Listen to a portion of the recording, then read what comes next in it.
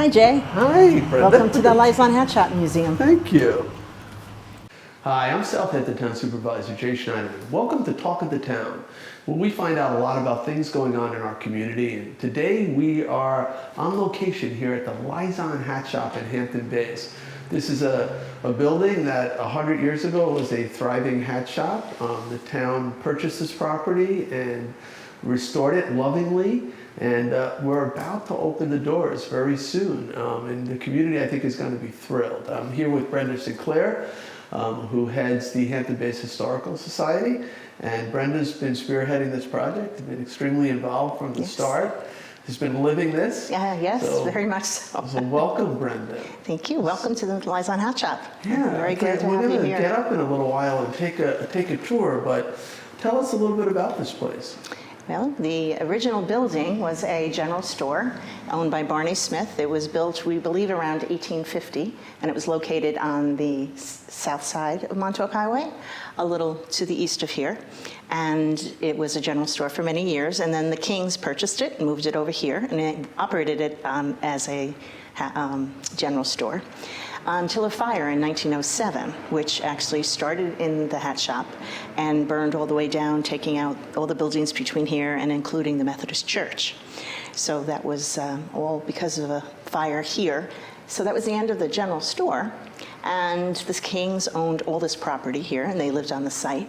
And then... When you say the Kings, so that was the last name of a local family? Yes. Prosper King is the house next door. He was the Prosper, was that the first name? Prosper was his first name, yep. And he had the house next door, which was built in the 1700s, and he owned all this property. There was 6 houses, and they referred to it as Camp King. Different family members lived in different ones. He literally was prospering. Yes, he was prospering. Yeah, good for him.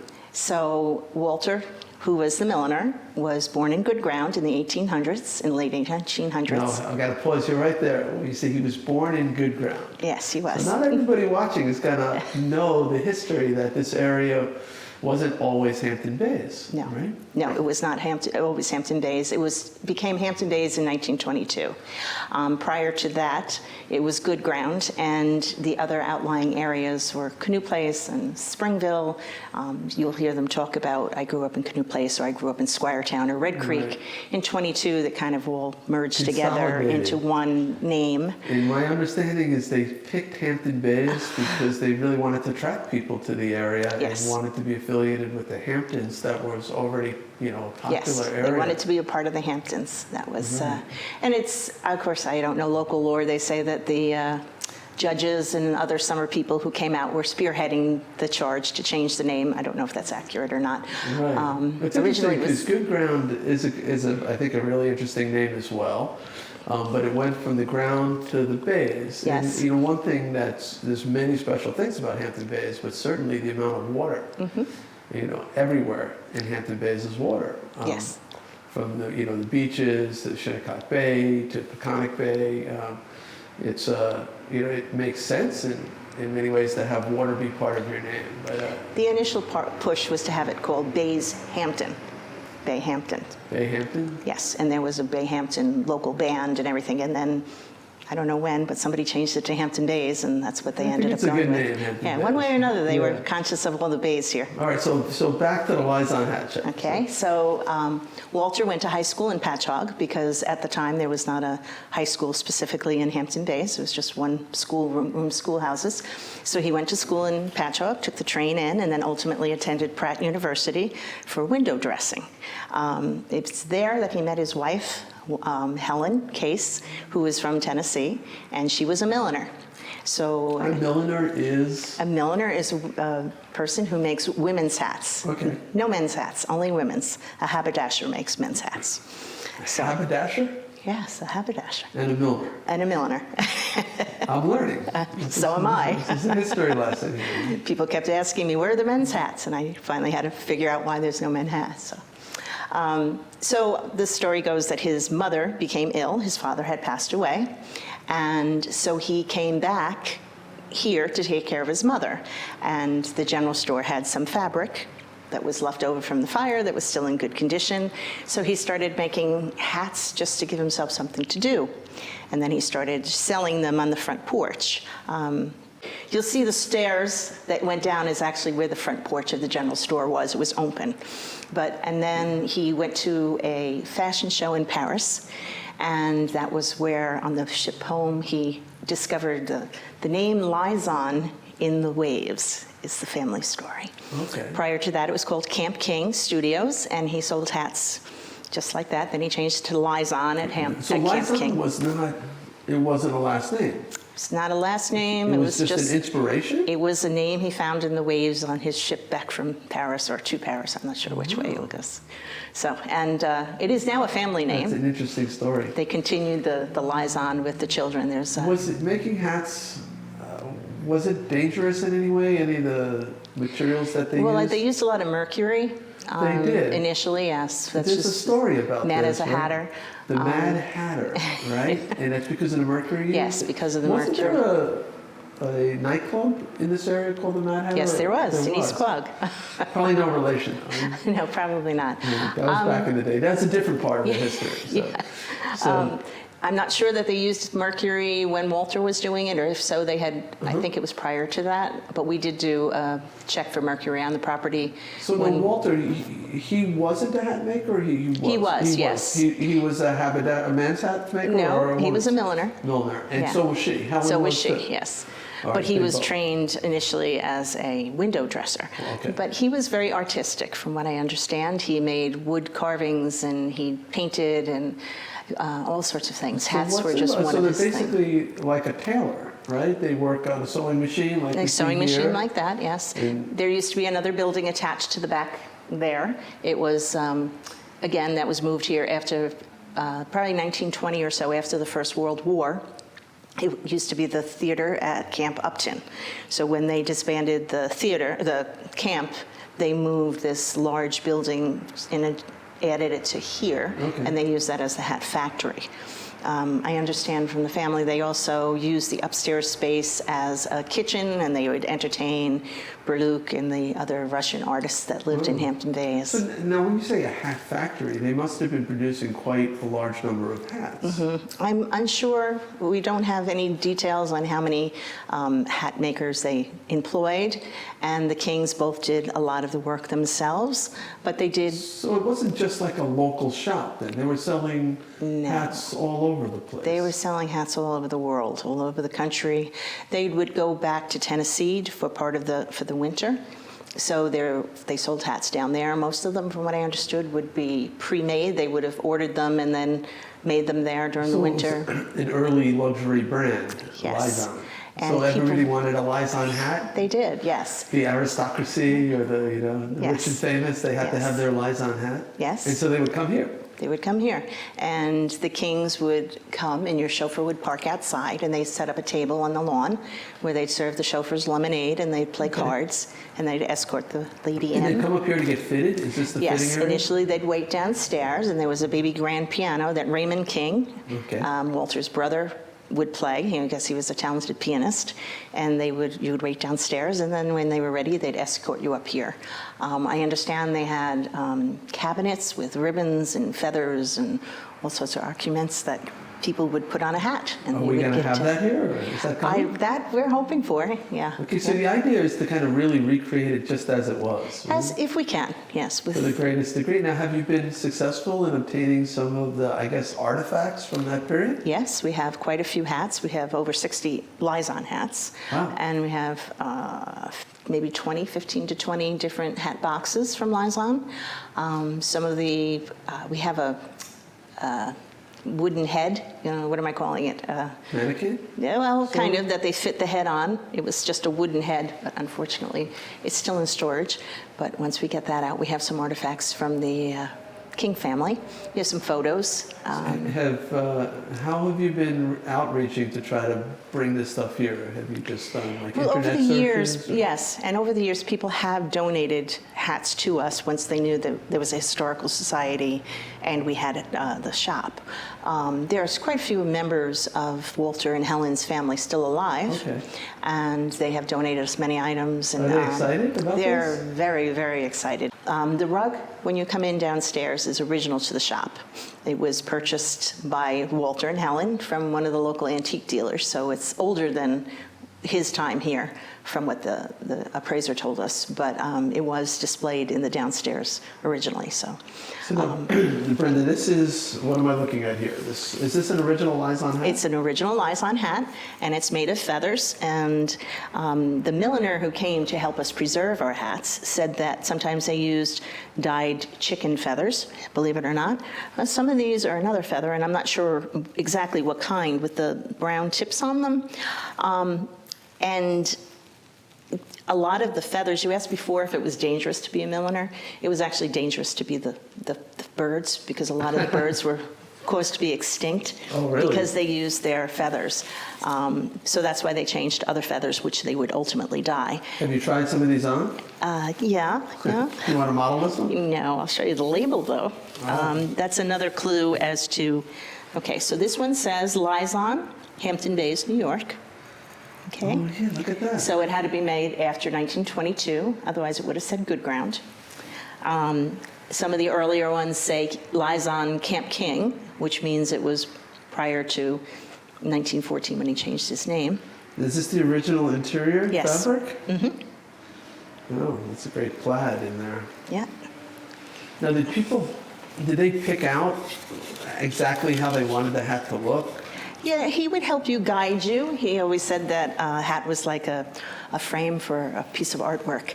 So you only got your own hat. If you wanted the same hat for your wife, he would say, no, she needs to come in. Sort of each one was a unique Everyone creation. was personalized, yes. What is this one here? Okay, this one is probably a 40s. It's just very small Really unique. hat. It's got the bow on the back. And again, it has a Are lyzon. these loose strands, or that's actually part of a tie? This was, you would put it on, and this went on the back of your head to hold it on. Okay. It would go on like the crown of your head, but Okay. this one broke. It's just elastic. But you can kind of see that this is a different, a lighter colored yellow. Mm-hmm. So I would say this one is older than this one, because they used this lighter yellow at some point than that. So that's pretty much the only clues we actually have. The family members that are still around, That's a really unique hat. Now, is there a name for that style hat? I'm not sure what it would be. And how I'm about not this? Does this have a style? Nope. All right. And now what is this? This is what you start with? That's a form, yes. They would use that to fit to your head, and you'd put it on the wooden head to make sure it's shaped, and that's what the base of what you would use to put the feathers or the So does felt. this remain part of the hat then? No, it comes off. It I comes believe. off at the Yeah. end. Yeah, from what I understand, it comes off. Okay. Because if you feel that, I mean, some of them are stiffer, but clearly there's not a form in there like Okay. this. This is just felt. Of course, felt, they would use the steamers, which the irons, there's a steamer over there, and they would shape it to your head with the steam. They Is would that what measure this your is? head. This Those is are heavy. irons. Part of my weightlifting program, fitness program. Wow, that is really heavy. Yeah. Yeah. So this is a regular iron or steamer? I think that one may be a regular iron, as I say, depending on what they used it for. I mean, some of the hats were picture hats, and they had, So it doesn't squirt water like a... no, I think It's just a heavy, it heats up using electricity. one on the table back over there shows you better where the water would go in. But the felt is, What is this? Now, this is a... I think it's a part of the sewing machine. I'm not really So familiar some with what that is. spool might go over this? The thread. Okay. Now what about this poster in the back here? So that is a poster that was a reproduction of a postcard that Walter would have sent out when he first started doing his millinery work. As you can see, it says Lyzon, and it says good ground, and the telephone number is only a 3-digit number. That's interesting. Good Ground, New York, 304. Wow. And again, Camp King is still on there, so, Huh. yep, That's great. So let's go take a look around the place. okay. So this is what it looked like 100 years ago. Yes, right? it is. What, Yes. in 1914 around there? 1914 is when they changed it from a general store into an actual shop. They recreated, as you can see, the steps here. This would have been the porch of the old general store, and they closed it in, put in all the windows. They hired F.W. Jackson, a local carpenter, Elmer Jackson Now, worked for him. didn't you say Walter was a window glazer, right? He was a window dresser. Oh, he dresser, did okay. women's clothes and Oh, windows. so he didn't install windows. No, no. So now there's a lot of windows here. It's an awful lot It's of a windows. lot of windows to dress, right? Yes. Look at all this. Now, is any of this original Yes. glass? Mm-hmm. Quite a bit of it, from what I remember, is. You can see the little waves in some of the panes. Yeah, so it's, wow. So they it's were like able to save a antique lot of pieces it. of glass. Mm-hmm. It's a lot of glass. It's great light in here. I guess a lot of them, they used to have a problem. The building was set close to the sidewalk, and during the snow, and cars would kick up stuff and they'd break the windows. So I guess that was an ongoing problem for the Kings. But Right. now it's moved back. Cleaning the windows. Yeah, the So there windows. must have been lots of hats on display here. He would only put in one hat each window because he didn't want to take away from really? them. So yes. So this is kind of what it might have looked like. Yes. One yes. hat in one each hat window. in each window. So, yeah. and then he had many Interesting. displayed throughout the building down here, so you could wander around and look. My understanding is there were a bank of mirrors and dressing tables along this side, so that the women could come and look at the different hats. This is the rug you were mentioning, Yes, right? this is the rug that was donated to us by one of the granddaughters. It was original to the shop. They had purchased it in an antique store in Southampton when they were doing their It's in shop. great shape. Yes, it is. It was very exciting when we got it. So all the woodworking was done in 1914. It's amazing detail Yeah. on the woodworking. And What it do was they call this? dental molding? Dental, because it looks like teeth. Yes. Wow. And that's the original entrance to the upstairs. The stairs are. The back wall is where the factory would have been attached, so we put in the windows to kind of open it up so it wasn't It's just... beautiful, the whole banister. Yes, all of this is The original. handrail. And it was all in pristine condition. I mean, there were a couple things that needed to be fixed, but basically it was just as sturdy as this. And you mentioned the One piano. was It's up not in- the original piano, right? No, this is not the original piano, but it is from a casino that was located on Lynn Avenue in Hampton Bays. It was an Oh. actual casino piano. It was made to resonate and pump out that music so the crowds could hear it. It was donated by a local family who had it, and so we don't need a baby grand. We wouldn't have no room at all. So at least we have a piano with a history. And what's this about Grace Kelly? Well, there's a picture of Princess Grace when she was getting married, and her bridesmaids all wore lyzon hats made by Walter. Oh, wow. So one of the granddaughters said that this particular picture hung in his shop for many years.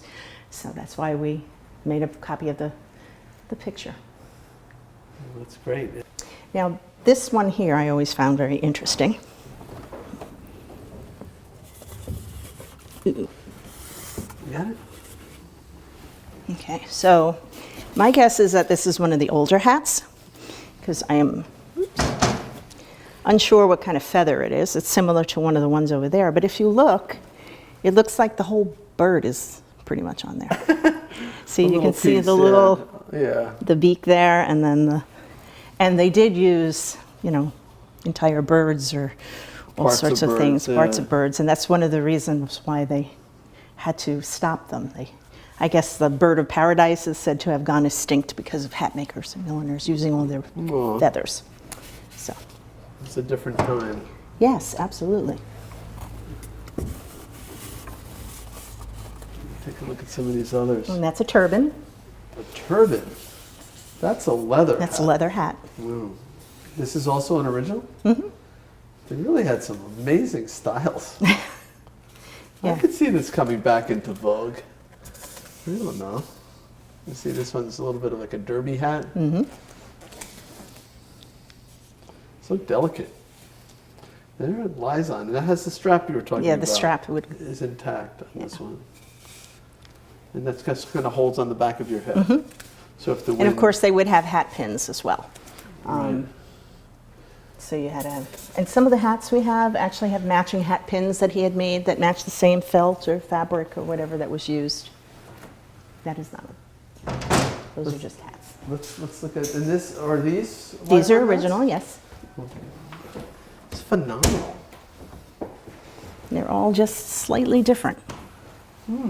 Bows in the front, bows in the back. Very unique. These are like a pillbox hat.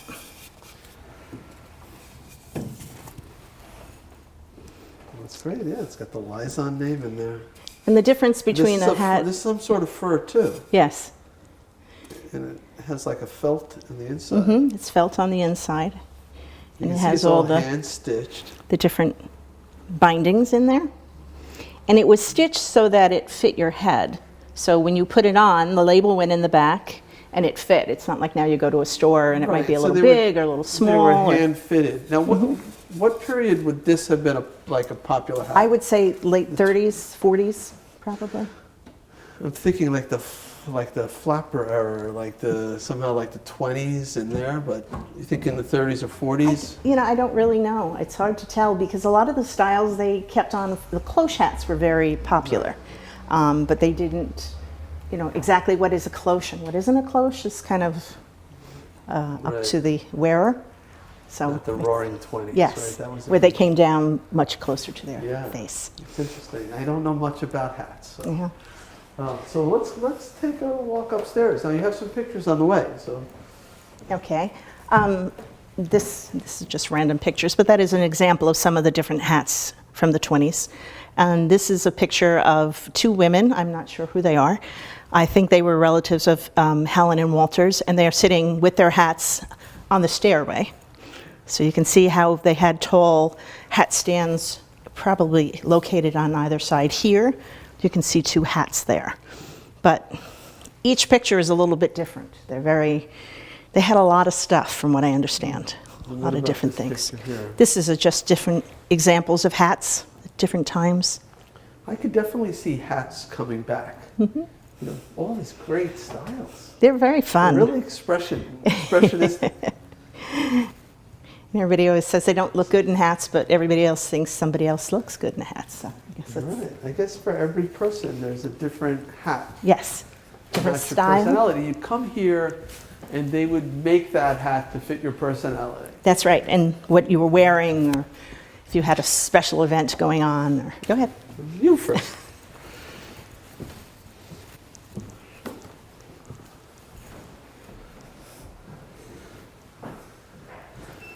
So Brenda, this is the fitting area. That's correct. right? Yes.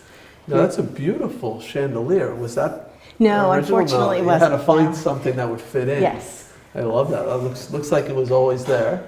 We do And- have a promise of one of the original chandeliers that hung here. One of the granddaughters is supposed to be bringing it up to us this summer. And again, it has the detail along the ceiling line. Is that dental molding? Is Yes, that- that's dental molding. Yeah, that's a lot of wooden detail. This was really painstakingly restored, wasn't it? Yes, it was. They did a wonderful job. It was really They did. Now, was that Robert Strada? Robert Strada Baxter is Baxter? the one who did that. They Yes. oversaw the historic restoration. Yep, and they did an amazing job of it. New floors or these original floors? No, these are original floors. Okay. They were able to restore the floor. Yes. And how'd you know what color to paint the walls? Was that a That was good just, guess? yeah. They used- Most of the walls from the pictures we can see had tapestries hung on them. Oh, okay. And when I've asked the different family members, they said that, you know, this was a business and young kids weren't really allowed in here, so they didn't Okay. spend too much time coming in and couldn't really tell me what Right. was around. So now this was like a private area because you were getting fitted. Yes, Right. So you would meet with the milliner here. okay. And tell me about some of the things we have up here. We started our show in this location. Yes. So let's go to this table here. Well, most of this stuff is just representative of what you would find. There's a picture of Walter holding one of his hats. He's down on the staircase. As you can see, there was other hats around, and the walls were, I think, wallpaper and drapes. Like you wouldn't have been able to see towards the back. They had drapes that separated it from the other areas. Okay. He would put a lot of hat boxes out. My understanding is there was somebody called Esmeralda, who was a bust of, I think, Hunchback of Notre Dame. Oh yeah. Okay, was the heroine, and Esmeralda would wear the latest hat. He would dress her up. They'd put flowers on her or boas on her, Oh, and she fun. would sit right there. So these are just, as I say, representative of some of the things. We have some of the labels, different size labels, some of the larger ones. Came with Camp King, or they didn't have a name at all. They just said not imported. It was very important to Walter that it was not imported. When he went to France and bought material, he said on the way home that he discovered the material he bought was actually made in the United States. Right, so that So was he like the early discovered- days of made in the USA, Yes. right? So he said, well, I'm not going to go to Paris and buy stuff made here. If it's good enough for the Parisians, I'll just buy here. That's great, not So. imported. What about some of these items Okay, so here? this is an old steam iron. Okay, Oh, you I would have put see. the water in here. Yeah, and it would have been attached to something that would have heated it. You put the water in there, and then heat this on your stove. And then it had a hose that you would use like that to keep it, to wet down the felt and to steam it. What about this one? This was an older model, again, a steam, more like a regular iron. This was probably the 40s or 50s. Then we just had, he would have brushed off the felt. It would be important to make sure the felt was clean. And of course, the pin The cushion. pin cushion, What about these? just various needles and different Okay. size embroidery threads and Large-eyed buttons, needles and- feathers. Mini mag, what is that? It's a little magnifying glass. Oh, I see. Now, it's going to be open to the public. What hours? Do you have a sense of? Well, we're open all summer long from 11 to 2 every Saturday. So both buildings will be open all Saturday along with the rotating exhibits. So you can come see So the, all on Saturdays? on Saturday, 11 to 2. 11 to 2 Saturdays. During the week, it'll be closed? Unless we find a docent. We've been trying to find somebody Okay. willing to sit here during the week. We would like to Okay. open another day. Now, but- it'll be free to walk in the door? Oh, yes, of course. Okay. Somebody wants to make a donation to the Historical Yes, Society, then that would be then appreciated, you're but always welcome. not Right. necessary. Now, has the community been excited about the reopening of the Lyzon Very Hat much Shop? so. Yes, they really have been. Mostly because it was an old building that didn't look like much from the outside, and nobody was really sure why it was being preserved. So now that they've seen the inside and they know Have the they history. been peeking in the window? Yeah, oh yeah, a lot of people have said they looked in. So it's Good. pretty exciting to have people happy about it. Now, what role has the Historical Society been playing in putting this all together? Well, we're the ones who have been doing it all. They're Yeah. the only ones who really Collecting the artifacts? collecting the and- artifacts. As I say, we've collected the hats over quite a few period of years at this time. As the building is being finished, we have more, the family is donating more of their artifacts that they've kept and Right. had. We found some hats on eBay that we purchased. Did you do some of the original lobbying to restore the building? Yes. Okay. Yeah. Talking to the town, and the Suffolk County did the Now- downtown revitalization grant for the roof. Oh, good. Yes. It obviously costs a lot of money to restore a building like this, and that money came largely through the Community Preservation Fund. That's correct, yes. Right, which is a tax that is paid when somebody purchases property. There's a 2% transfer tax. And generates lots of money for open space, but it also, that money can be used for historic preservation as well. Do we know what it costs to restore this building? I'm not quite sure what the final number was. Hundreds of thousands of dollars. Was it? I'm sure, yes. I don't know. I'm Yes. not really sure. Yes. But So, of course, they restored this building, the Prosper King House, and the chapel is also Yes, recently yes. finished. So but we're fortunate to have that fund. we really are. Otherwise, we wouldn't be standing in these buildings. We wouldn't have had a place Lots to of put people them. fought very hard to create that, including Assemblyman Thiel, Senator Laval, and others. So we're fortunate to have that, so that we can not abandon places like this. If we didn't have the resources, I don't think it would have happened. No, it wouldn't have, because it would have been hard to find property, Right. to purchase a piece of property in Hampton Bays. People are scared of these older buildings. Yes. They're money pits. They can Yeah. be, and you really, need to be able to do it right and to come in and with a firm of, historic restoration group like you had with Strata Baxter, and make it happen. And of course, Mary Wilson, who's wonderful, who is the head of our Community Preservation Yes. Fund. She's our coordinator, and she does a great job. And of course, I know you probably worked with our Municipal Works Department and Christine Fenton and others.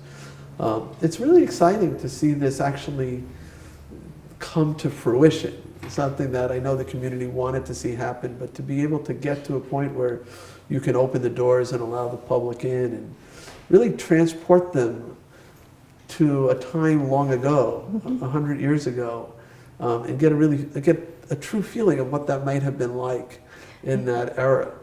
So, Brenda, I want to thank you for Oh, thank all you. you have Thanks done to the town for to everything they did. advocate for this and to really shepherd it along and make sure we got it to the point where we're at, where you're really just about ready to open those doors. It's very So, exciting. We're really welcoming. It's very rewarding to have people come and see it because it is such a special place. Yeah. It's not I something can't you wait would to expect. see, young and old, the kids walking in and Yeah. everybody coming to this place and really getting a feel of what it was like. Yeah. It's a really exciting time for the town and particularly for Hampton Bays. Yes, it So is. thank you. Thank you very much. Yeah, We appreciate you great. coming. All right, thank you for watching. We'll see you next time on Talk of the Town.